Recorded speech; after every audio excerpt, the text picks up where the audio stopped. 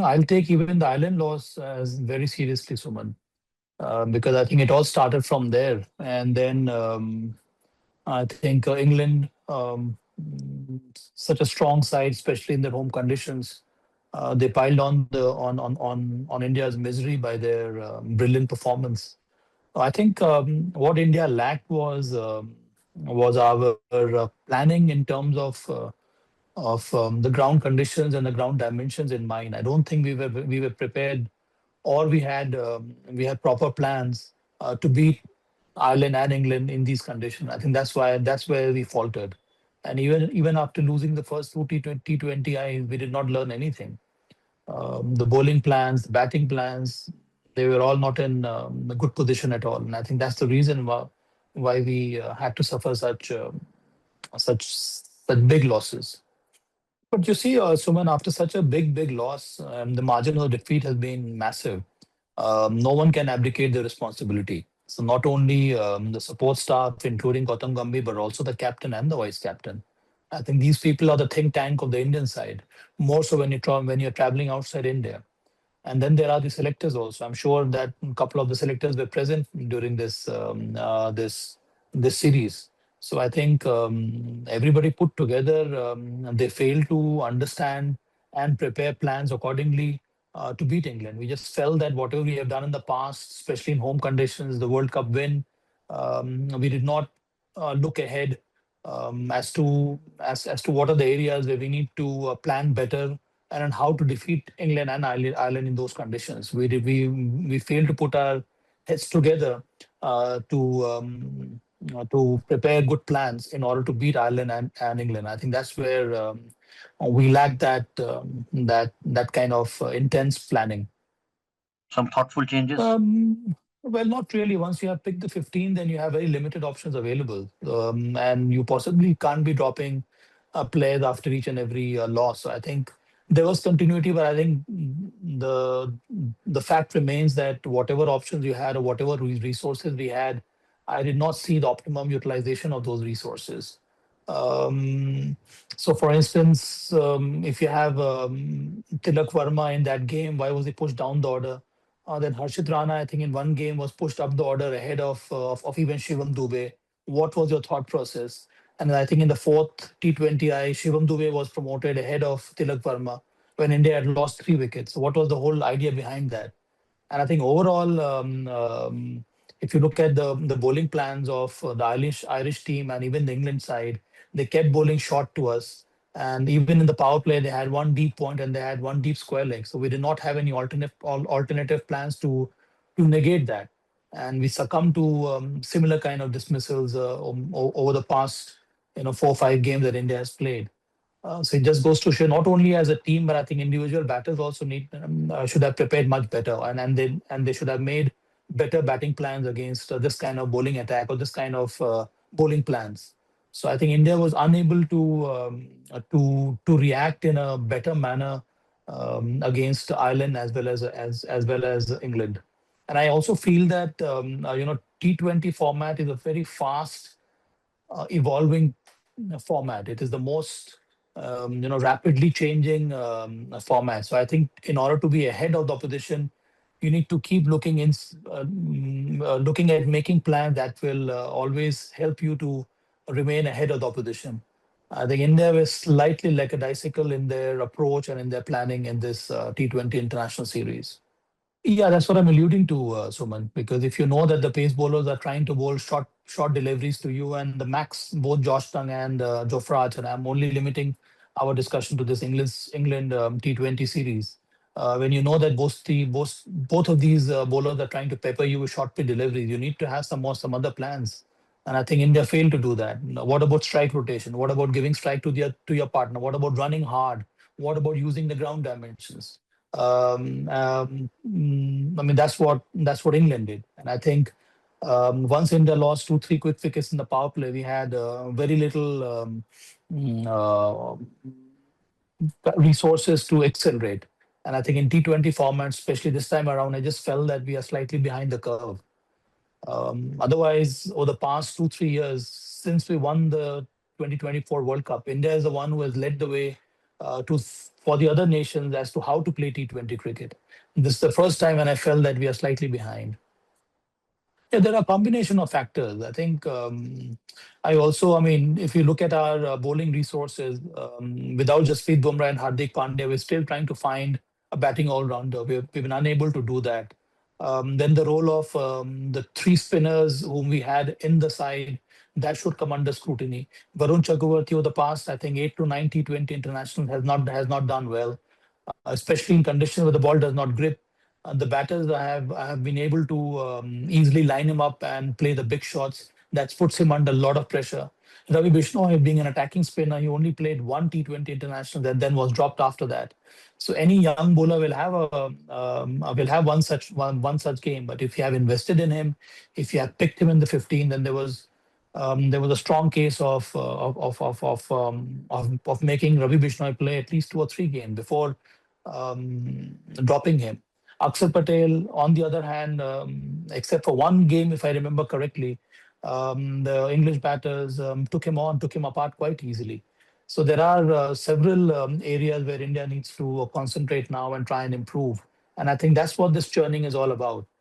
This gap of 2 years before the next World Cup comes up, I think India should always try and look for resources that can help you make a better side or make a much better, a more balanced side that can do well in foreign conditions.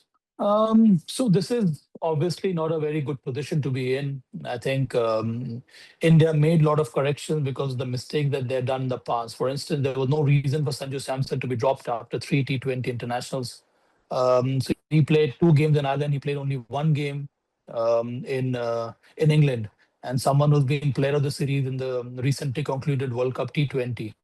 That was not correct in my opinion. So they brought in Weber Suryavanshi, and because he did not score in those three T20 games that he played, then again you had to go back to Sanju Samson. And the Indian selectors have done that in the past. Even before the World Cup, Sanju Samson was dropped, then he was brought back into the side. Same thing they have done with Shubman Gill. So it just reflects that there is lack of clarity in terms of decision making, in terms of how to back a player and to what extent you are supposed to back a player. So these are things which need some more introspection from the selectors also. And I think India has faltered because of all that. I also feel that you need to have a conducive environment that the players feel far more secure and they go out and play in a fearless manner, which is required in a T20 format. But as I said, this is such a series which should help India to learn not only as a team but also the selection committee as to what happened that India had to suffer this kind of defeat against England and before that against Ireland. So there are a number of areas to be worked on. As I said, I don't think the first decision of dropping Sanju Samson was correct. And once you have already tried out Vaibhav Suryavanshi, oh well, because he's a youngster, you can still understand. He will get many more chances in the future. But I hope that this omission of Vaibhav Suryavanshi is handled well by the team management and by the selectors, so that his confidence is not dented. And that's what I hope for, Suman. But overall, there is a lot of work to be done. There needs to be far more clarity in our selection policies. Um, so that all the players feel that the same kind of benchmark is being set for all the players in the 15. Well, whatever has happened in the past, I would not like to comment on that. But I think after this kind of a series loss, there has to be a proper analysis. And I think all those people who have been given this responsibility should be called and have a meeting and then try and take the best decision forward. Whenever a team goes through this kind of a defeat, then there are several positions whose roles come under scrutiny, and I think that's what should happen now. Now, what is the decision to be taken? That can only be speculated at this stage. But I think over the past, except for our World Cup win and before that the Champions Trophy win, India's track record in Test matches, home series has not been very good. We have never lost 3-0 to New Zealand and then 2-0 to South Africa at home. And after that, this huge series loss, first to Ireland and then to England, that needs to be um, discussed openly, and then some proper decisions need to be taken. I hope that once you have invested in a captain like Shreyas Iyer, you continue to give him more support and to back him. But I also feel that that the time is right now for Shreyas Iyer to try and assert himself in terms of planning, in terms of resources, in terms of the kind of vision you have. Because eventually we have seen that. I mean, look at the kind of legacy that Virat Kohli before that, MS, and then Rohit Sharma, and also to a large extent even Surya Kumar Yadav had left behind. And I think that's where Shreyas Iyer's role also comes into the picture. It is up to him now to lead the team forward, and to have the right resources under him. So I think all these two three people, including the selection committee plus the head coach and Shreyas Iyer, they need to sit together and work out a vision that will help India to get back on tracks and to become once again a strong contender to win the World Cup, which is 2 years down the line, or before that, the LA Olympics. No, I mean that's the call taken by BCCI, Suman. Owning responsibility is a different matter altogether. But I think such decisions are always taken by the selectors and by BCCI. The head coach and the support staff is appointed by BCCI. That is why I said before this that I'm sure, and there is some speculation in the press also that BCCI will call for a meeting where all these individuals or all such people who are given this responsibility will be invited, and they will have a discussion. Now, what kind of steps BCCI will take, that we can only speculate. But owning responsibility, for that matter, even Shreyas Iyer has owned up the responsibility that yes, we are behind in terms of planning. We were not well prepared, keeping in mind the ground dimensions and the playing conditions in Ireland and in England. So I think the next step, what can be conducive or which will be productive for the Indian side, that's a call to be taken by BCCI and all those people who are in charge of taking such decisions. I mean, that is the first thing. If there is a need, because the selectors' tenures are there for 5 years in totality, and it's renewed each year. So that is the call that is to be taken by BCCI when the time comes.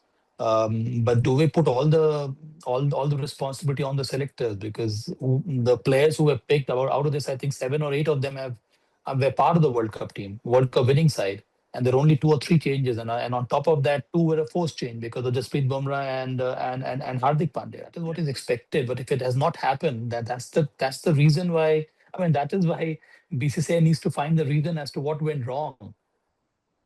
That is why this kind of a discussion and a meeting is required, and only then you can, once you start to address that there are certain issues due to which India lost, only then one can step ahead and take some positive steps forward.